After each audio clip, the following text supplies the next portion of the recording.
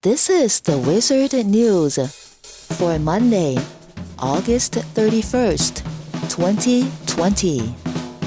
Musical accompaniment by Kent Miller with the song Bitter Sweet from the album The T-Neck Jazz Quintet Plays Sam Jones.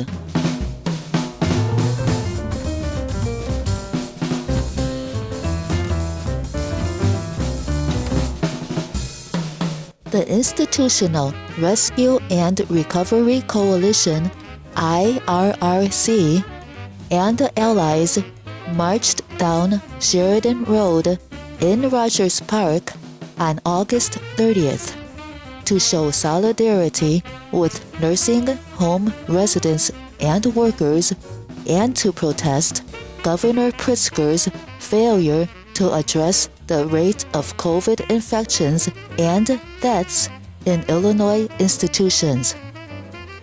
The march passed in front of 6 facilities on Sheridan Road that have seen devastating loss since the pandemic began. In Rogers Park alone, over 100 nursing facility residents have died from, and over 700 have been infected by COVID, representing over 50% of the infections in the neighborhood.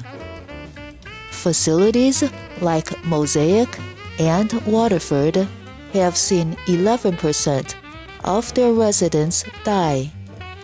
Birchwood, 10%.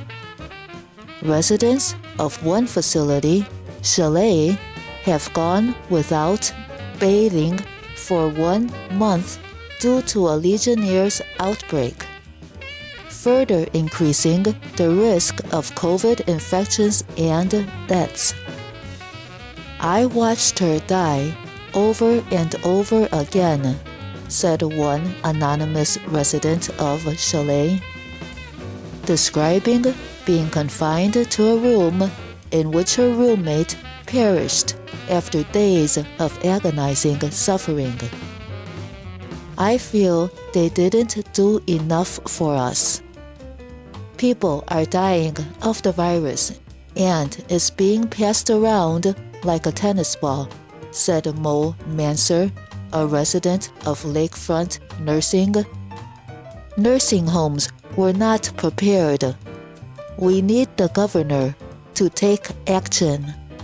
People are stranded. Over half of all COVID-19 related deaths in Illinois have taken place in congregate care settings. Institutional living arrangements, whether nursing homes, intermediate care facilities, group homes, or prisons and detention centers, are petri dishes for the spread of COVID-19. According to the Illinois Department of Public Health's website, as of August 21st, there have been 4,319 deaths in long-term care facilities from COVID-19, with a 16.7% death rate among infected individuals. A growing national movement is calling on governors to create emergency relocation plans that remove people from congregate settings into less dense housing, such as hotels for temporary refuge if necessary.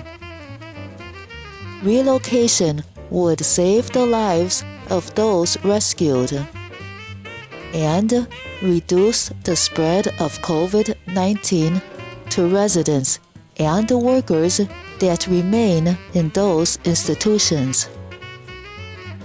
Centers for Independent Living, CILS, in other states have already developed programs for safely relocating persons from these facilities. a Chicago ordinance co-sponsored by alderpersons Taliaferro and Burnett proposes filling 1,250 empty CHA units with residents from congregate care facilities. IRRC supports these initiatives, calls on Governor Pritzker to enact emergency relocations immediately, repeal all liability waivers protecting facility owners and administrators, reopen facilities for access by oversight entities, and publicly document distributions of emergency response resources to facilities. IRRC seeks a public meeting with the governor to respond to these issues. Source: Institutional Rescue and Recovery Coalition, IRRC, August 30th, 2020.